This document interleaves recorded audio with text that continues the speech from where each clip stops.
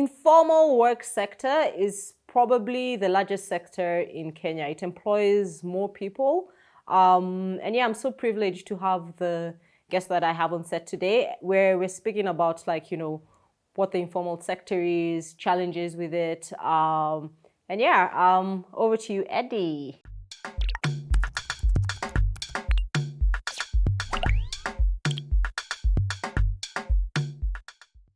Hi. How are you? I'm good. Tell me your full name.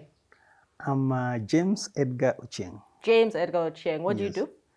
I'm a driver. A driver? Yeah. Cool. Have you always been a driver? I've always been a driver. Okay. What got you into driving? I just like it. You just like From childhood. From childhood. You love traffic. I've been dreaming of becoming a good driver. You've been dreaming of becoming a good driver? Yeah. You like traffic? No, traffic interferes with our programs. It interferes with your programs. Yeah. Cool. And have you ever thought of going into like Uber, like hail riding? Have you tried the hail riding part of driving? No. Why not? But maybe the idea is coming now. Okay. But I've never. You've never thought of, let me try be an Uber driver? Yeah. No. Interesting. Okay. Even that's quite interesting because I think but I guess you drive more for personal rather than you're not a taxi driver per se. No, I've been a taxi driver last year, but one. Okay. Yeah. Okay. I was a taxi driver, but due to COVID, our company collapsed. Oh, so I had to find other ways of surviving. Yeah. Okay, so you had many cars and you were just doing the taxi business. It was a taxi business. It was a taxi business. Okay. Oh, I'm so sorry to hear. But I think someone in the entrepreneur sector told me never to say sorry to failed businesses. So I'm proud of you and I'm glad you're still standing. So now you're working more with on a personal level, with a family. How do you find being in kind of the informal sector? What are some of the challenges that you are faced with? It's I used to meet a number of people, different people, exchange ideas. Yeah. But now it's we are depending on one person. One person. Yeah. So the challenges, you're not getting them. Oh. Yeah. So you like challenges of challenges is good. Interaction. They make you to grow. They make you grow. Yeah. Okay, cool. And do you have any what are the challenges you're faced with right now in I assume, do you get health insurance? Do you have easy access to loans? Do you have opportunities to grow your driving skills or say get back your taxi business? Okay, now it's not that easy. Yeah. Because what I used to get, it's different from what I'm getting now. In terms of money, money. Yeah. Okay. Just tell your boss to pay you more. It's not that easy. It's not that easy. Yeah. Okay, cool. So do you think, do you feel you have the respect you need, in terms of it's a well-respected career, driving? Yeah, it's well-respected according to me. According to you. So you never feel people look down upon you or you feel it's fair? It's okay. To me, it's okay. Yeah. Yeah, I'm doing what I like. You're doing what you like. You like driving. Yeah. Okay, so how are your clients? They're good. They're good? They're good. You sure? Compared to where I was. Okay.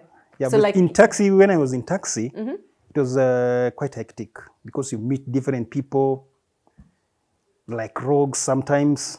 What do you mean rogues? Somebody behaving you meet a client, but behaving not a human being. In what sense is their behavior? Give me an example. For example, there's a day I carried a white man. A white man? Even failed to pay me. Oh no, you don't expect that from Caucasian people. So I had to just forget about it, carry on the work. And was there a reason why he had refused to pay you? So to me, maybe I was thinking maybe he was under influence of something. Oh, so alcohol or drugs? Yeah. Or some form of, yeah. Okay. And you never followed up on that? No. Okay, you just decided to. Just forget about it and carry on with my life. Okay, what's the most interesting thing you've seen in like your career as a driver? This day I had a white man who was going Again? to he was going to the airport, and it was late. So he told me I should be there by 30, around 3:30. 3:30 p.m. Yes. And it was around 3. Yeah. And there was traffic. Yeah. So he told me, do anything you want. Yeah. So I had to maneuver my ways. Yeah. And the guy gave me 4,000 extra. Oh, wow. Yeah. Bless him. You must have been really happy that day. I was very happy. Yeah. Okay. And do you usually get tipped a lot? Like, or is it just again? Yeah, in taxi you get. You get tipped. And who usually tips you? Is it? Especially the white guys. African, it's not that easy. Africans Maybe one. Only Africans don't usually tip you. No, they don't. But like, but they pay well. The Africans pay well. Pay well. Okay. But they don't tip. They don't tip you. Okay. Also, just wanted to touch base on, you know, like in the more formal sector, you know, some employees and employers, you know, we have the privilege of getting, you know, insurance, you know, health insurance. Some of them get financial assistance. You get like time off on the weekends. And I feel sometimes like, yeah, I just want to understand the experience in the informal sector, because I always feel like it's very around the clock. And like sometimes I really empathize with people in the informal sector, because it looks like very hard, like it's manual labor. Yeah. It's very hard. It's not that easy to get that insurance. Yeah. We normally get that from the government. Yeah. The NHIF. NHIF. Yeah. Okay. And then when that's what I've seen throughout my life. So you've just always used NHIF? Yes. And it works for you? And your family? I assume you have a family? Yeah, I do. Okay. Yeah. Okay. How many children? 3. 3 children. It works for you, NHIF? It works, but not that much. Yeah. Reaching the point they'll tell you, no, we cannot cover this. Yeah. Because what is in the insurance holds is cannot cover some of the diseases. Like there's a day I went to the hospital. I had some problem. I had an ulcer. Oh. So they told me, no, your card cannot cover this. Oh, no. You have to have some money. Yeah. So it's not that helping. Maybe if you have a headache or something, it can help. Yeah. Get a Panadol or something. Yeah. Okay. And in terms of like financial assistance, how does that happen? Again, do you go to the person who's employed you to like ask for like, hey, or like how do you get by when you need some extra financial assistance? Like say you've had an emergency. Yeah, they normally assist. Yeah, they normally assist. And yeah. when you're in the taxi business, like when you're doing the taxi? Oh, it was not that easy. Yeah. Yeah, you had to leave that work, go, but they'll deduct. Okay. The day that didn't work. Okay. Interesting. Cool. Is there anything else you wanted to touch on the informal sector that you think things that like you find challenging or things that you find rewarding? The challenging things I can say, for example, now I have a kid. Yeah. But next year we'll go to Form 1. Oh, you're going to school, yeah. Yes. So you'll find it is not that easy. Yeah. I had to find other means to get money to support my kid. Yeah. Yeah, it's not that easy. Okay. Yes, because what you're earning will not support me. Yeah. So I had to look for other things. Okay. When you say other things like side hustles? Yeah, side hustles. Or other jobs? Yes. Okay. To support me. So what are some of your side hustles you do? Okay. I'm planning. Oh, you're planning to have something, Okay. before my kid goes to the next form. Okay, cool. And so like, and I'm just interested, I don't know, is there like a driver circle where you guys like come together as drivers? Like, is there a place where a community that you go to? But I'm seeing it in a matatu. They do have circles, yeah. Okay, so that you kind of leverage the circles for matatus. I've not inquired.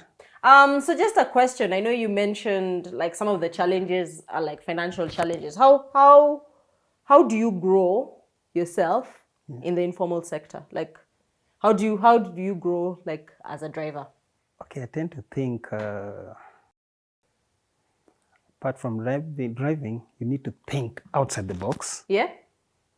Or start another business to support you. Yeah. Like my wife is a teacher. Oh, nice. So we've been thinking of starting another business with her. Okay. Especially selling tumba or selling some of the things that can at least we can get something out of it to support us. Okay.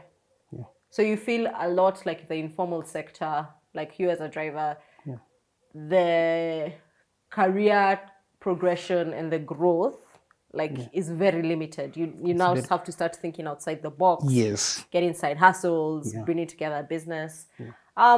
Would you ever switch, like come back to the formal sector? Say if you got hired by KK Security or G4S to be a driver and then receive all these like benefits. Is that something you think of doing? Is that something you're interested? If the opportunities comes, I'll take it. And how do you find these opportunities? How do you find it's not that easy. I've been trying, but it's not that easy to get a job with the G4S. Okay. Yeah. How do you find these opportunities? Do you is it word of mouth? Is it from a website? How do you know, for example, how do you look, hey, is G4S hiring? Okay, there's a day my friend is working with the Securex. Mm-hmm. He gave me a letter from the Wells Fargo to go try my luck. Oh. I went there, but I don't know what happened. I was told, we'll call you. Oh, so you went, you gave your application and they were like, oh, we'll call you back. Yeah. Okay, so but I've been trying. Okay.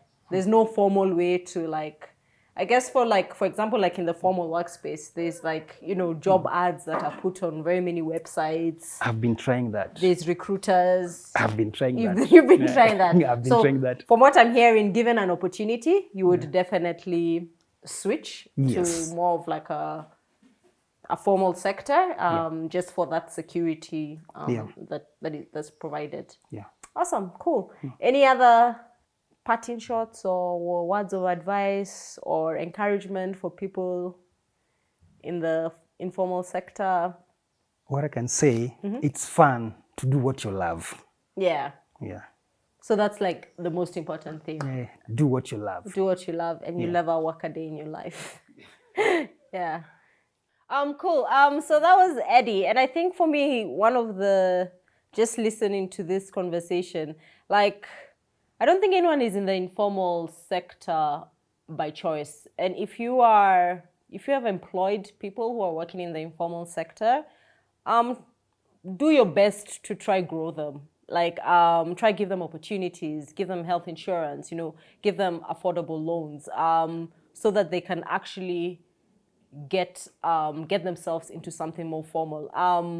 This is Africa. Sometimes we don't have these opportunities to grow. So be that person to an employee and just help them grow. So interesting convo. Please make sure to subscribe, comment, click on the bell, and until next time, have a good one. Ciao. Bye.